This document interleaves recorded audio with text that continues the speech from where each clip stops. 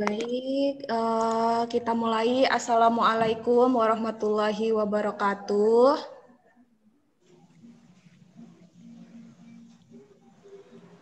Waalaikumsalam warahmatullahi wabarakatuh.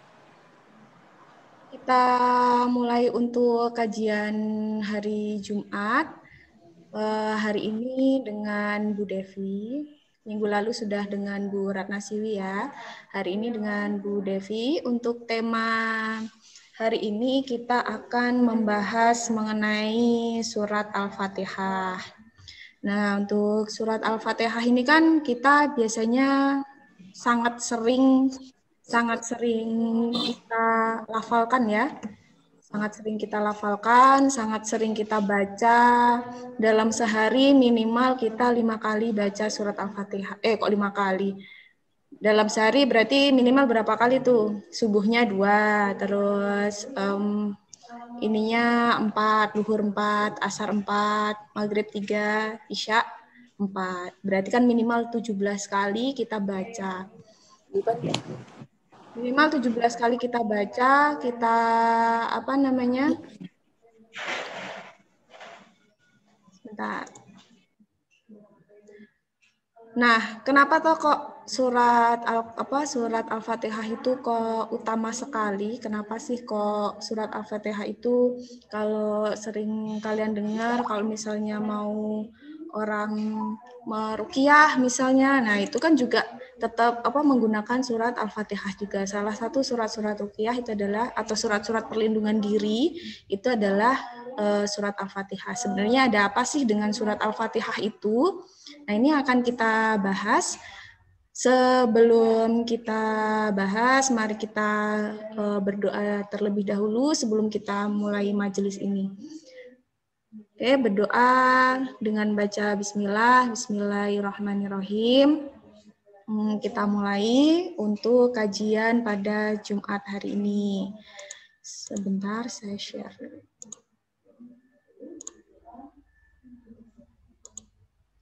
Nah, ini dia yang akan kita bahas hari ini. Di sini judulnya Tafsir Al-Fatihah, tapi nanti sebenarnya lebih tepatnya ke kayak keutamaan surat Al-Fatihah itu sendiri. Kalau di sini pasti kalian sudah pada hafal ya, otomatis dengan surat Al-Fatihah insya Allah udah pada hafal semua, tidak ada yang tidak hafal. Karena ini termasuk ke dalam surat Al-Fatihah ini termasuk ke dalam rukun sholat. Jadi kalau misalnya kalian tidak membaca Al-Fatihah, otomatis berarti sholat kaliannya juga tidak sah. Jadi emang harus hafal untuk surat Al-Fatihah ini. Dan insya Allah kalau anak-anak solehah semuanya di sini, insya Allah pada hafal semua. Baik. Kita lanjut untuk pembahasannya untuk surat Al-Fatihah ini. Apa sih surat Al-Fatihah itu? Di mana diturunkannya? Kenapa dinamakan surat Al-Fatihah? Apakah ada nama lainnya? Jadi surat Al-Fatihah itu dia diturunkan, ini menurut pendapat dari mayoritas ulama itu diturunkan di Mekah. Kalau menurut Mujahid itu di Madinah, tapi menurut mayoritas ulama itu diturunkan di kota Mekah. Kemudian menurut pendapat yang lain lagi diturunkan 2 kali, ada di Mekah dan juga di Madinah. Akan tetapi kalau di pembagian suratnya sendiri itu dia termasuk ke dalam surat Makkiyah ya, ke dalam surat Makkiyah atau yang surat-surat pendek yang ayat-ayatnya itu pendek dan berisi tentang ketauhidan yang biasanya itu diturunkan di kota Mekah begitu. Nah, kenapa sih kok dinamakan surat Al-Fatihah? Karena si Al-Fatihah ini si Al-Quran itu dimulai dengan si surat ini. Kenapa dinamakan Al-Fatihah? Karena dia sebagai pemula, sebagai pembuka dari kitab suci kita, sebagai pembuka dari Al-Quran. Ada nggak nama lainnya? Ada. Yaitu umul kitab atau dia itu induk atau pemimpin dari kitab-kitab. Pemimpin dari kitab-kitab atau pemimpin dari semua urusan agama. Kemudian ada al-wafi'ah atau yang mencakup, asyafi'ah yang asyafi'ah yang menyembuhkan. Makanya kalau kalian berobat itu atau misalnya kalian sedang mau makan atau mau minum, itu biasanya diminta untuk membaca minimal bismillah. Kalau lebih lengkapnya itu membaca Al-Fatihah gitu. Nah, salah satu fungsinya itu adalah untuk menyembuhkan. Kemudian ada juga As-Sabul Masani atau 7 ayat yang diulang-ulang gitu. Nah, itu juga dia termasuk ke dalam si keutamaannya tadi. Jadi Rasulullah SAW itu pernah menyampaikan bahwa atau pernah berkata dari Abu Sa'id bin Mu'allah ya, ini yang menyampaikan pada suatu hari, ini hadis Bukhari dan Abu Dawud dan Nasa'i, artinya ini adalah hadis sahih, jadi bisa dipercaya. Saya bacakan ya. Abu Sa'id bin Mu'allah berkata bahwa pada suatu hari aku sholat di masjid. Selesai sholat, aku dipanggil Rasulullah SAW. Kemudian Rasulullah pun bersabda, aku akan mengajarkanmu sebuah surah yang teragung. Jadi surat Al-Fatihah itu adalah surat yang teragung. Di dalam Al-Quran sebelum engkau keluar dari masjid.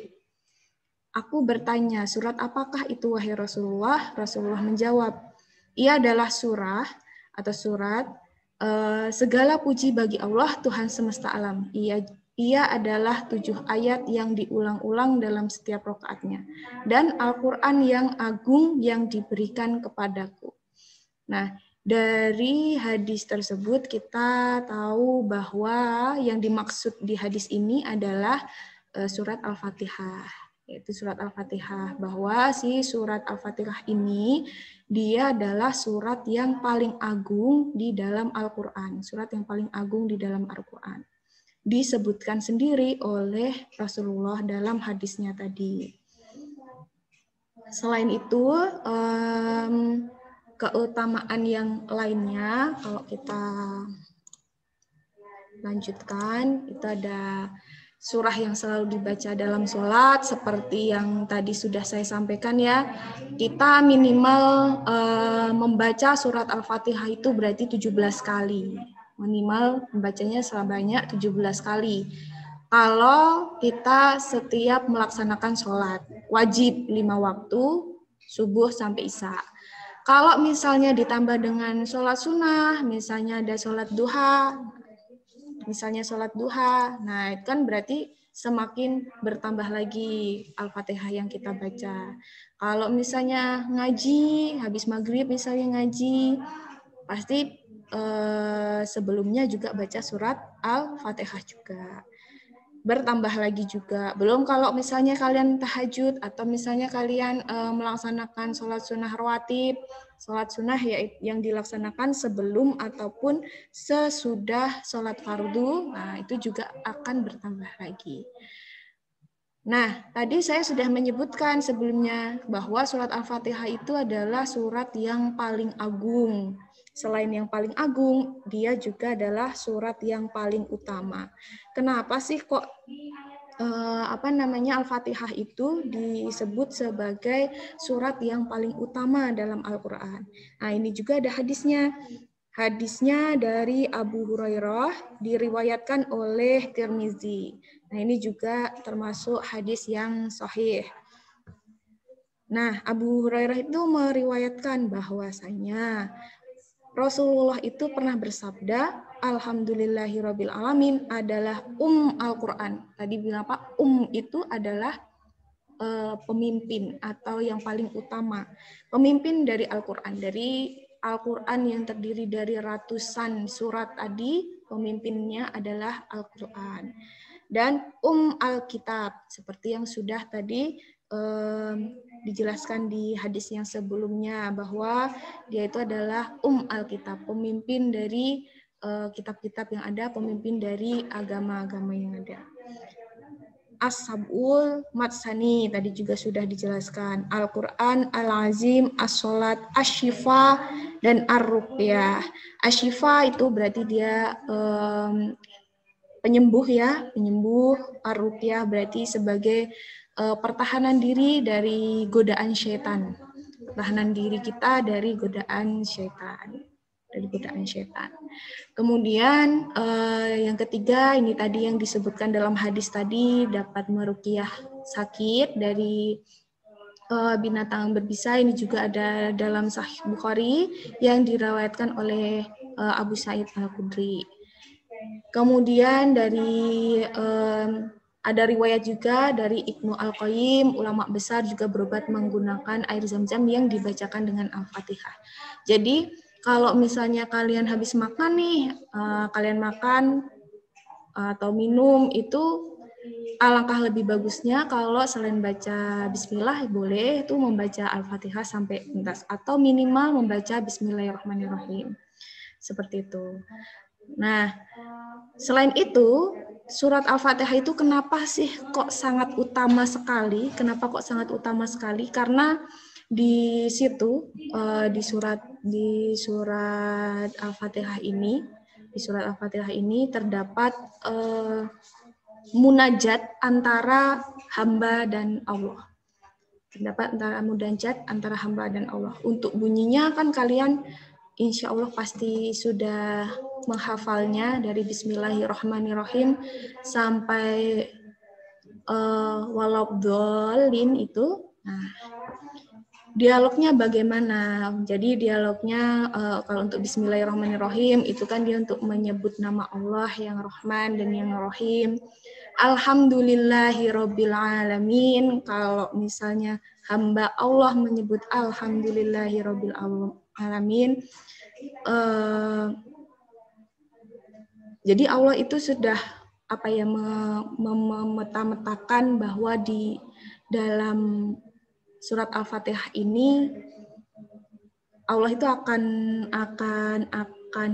mengabulkan apa yang dipinta. Jadi kalau kita telaah apa isi kandungan si ayat Al-Fatihah ini adalah sebenarnya kayak permintaan kita atau permintaan hamba kepada Allah. Nah, itu sama Allah dalam hadis qudsi itu dia disebutkan bahwa Allah telah berfirman, aku telah membagi kandungan makna surat Al-Fatihah untukku dan untuk hambaku. Jadi maknanya itu ada dua. Kalau kita bahas secara kalau kita baca secara terlek itu kan berarti dari kita ya. Kita bilang kepada Allah, kita bermunajat kepada Allah, dan Allah pun di setiap ayatnya itu dia memiliki makna sendiri atau memiliki seperti jawaban atas doa-doa kita. Saya lanjutkan yang tadi ya.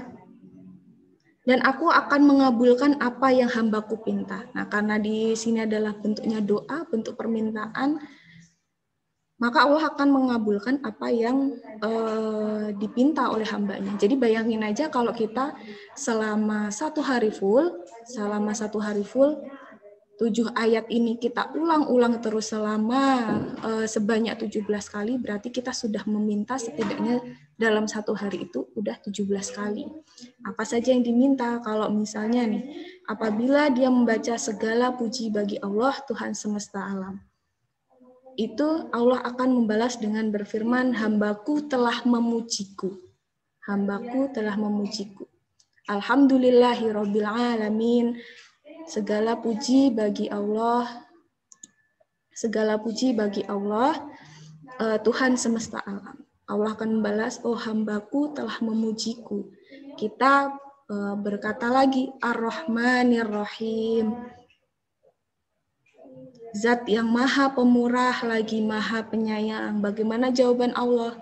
Allah akan kembali berfirman, hambaku telah memujiku lagi. Berarti kita udah memuji 2 kali. Kemudian ketika kita membaca Maliki Yaumiddin, yang menguasai hari pembalasan, maka Allah akan menjawab doa kita, hambaku telah mengagungkanku. Jadi kita dinotis gitu sama Allah tuh. Kalau kita baca Al-Fatihah, kita dinotis sama Allah. Oh, ini hambaku udah memujiku, hambaku udah mengagungkanku.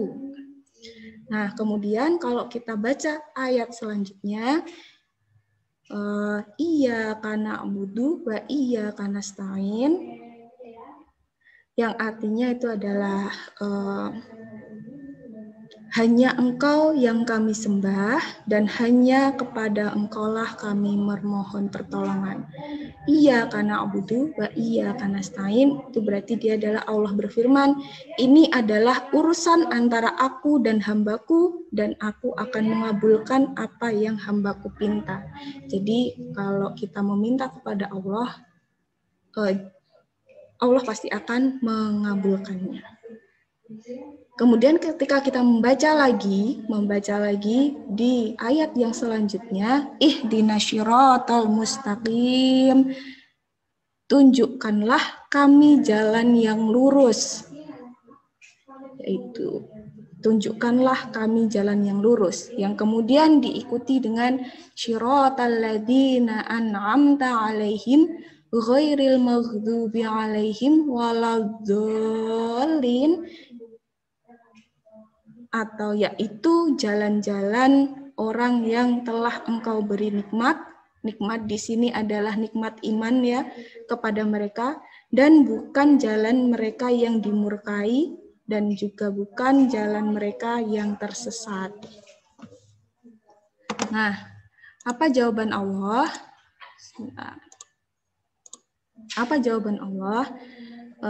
Ini adalah hambaku dan dia akan mendapatkan apa yang dia pinta.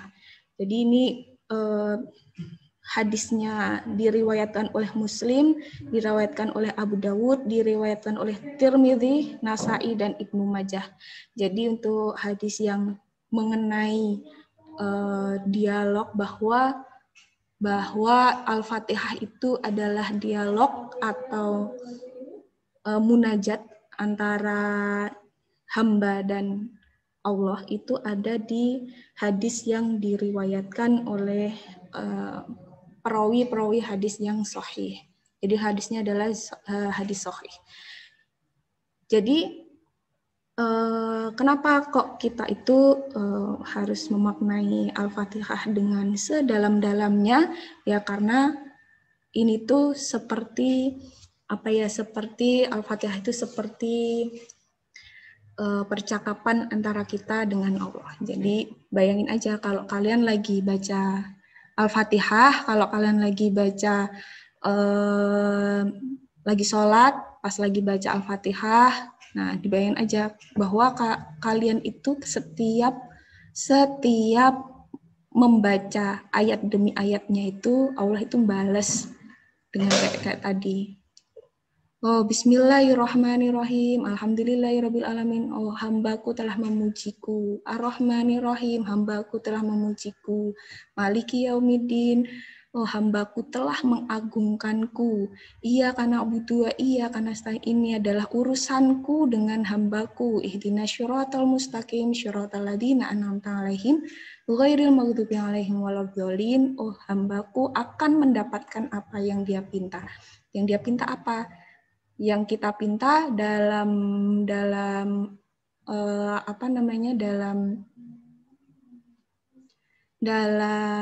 Al-Fatihah ini yaitu adalah jalan yang lurus, nikmat iman dan juga jalan yang lurus. Apa sih yang kita butuhkan lagi di dunia ini kalau bukan hanya nikmat iman dan juga jalan yang lurus. Semoga kita semua selalu termasuk ke dalam orang-orang yang beruntung. Orang-orang yang beruntung yang diberikan nikmat iman oleh Allah Subhanahu wa taala, sehingga kita tidak tersesat jalan. Kalaupun kita sempat tersesat sedikit, kita bisa kembali lagi ke jalan yang seharusnya. Begitu untuk hari ini, untuk kajian Jumat hari ini. tolong untuk yang teman-temannya yang belum datang, yang belum bisa masuk ke dalam Zoom kali ini, nanti Zoom ini saya record, nanti insya Allah saya share temennya yang nggak bisa datang, tolong untuk diberitahu bahwa hari ini ada kajian, kemudian nanti untuk linknya, link rekamannya nanti saya berikan di kelas melalui Bu Ratna dan Bu Putri untuk KP ya, untuk yang farmasi nanti saya share di grup, begitu. Baik, Bu. Ya, oke. Jangan lupa juga untuk ditulis di buku kajiannya, kemudian di-storekan di link yang sudah biasanya kita kalian masukin ke GLS itu ya. Oke, paling itu saja yang bisa saya sampaikan untuk kajian Jumat pada siang hari ini. Semoga dapat bermanfaat dan semoga yang sedikit ini bisa membawa kita dalam ya sebagai amal baik kita, bahwa oh kita ini sedang menghadiri majelis ilmu, kita sedang menuju jalan menuju Allah, seperti itu. Sehingga semoga dicatatkan sebagai amal kebaikan kita. Dan kalaupun misalnya diamalkan, kita amalkan dengan sungguh-sungguh, apa yang sedikit tadi kita amalkan dengan sungguh-sungguh dan konsisten, ini juga semoga menjadi amal jariah kita bersama-sama. Seperti itu, terima kasih. Mungkin sebelum saya tutup, Bu Ratna, mungkin ada yang mau ditambahkan, Bu?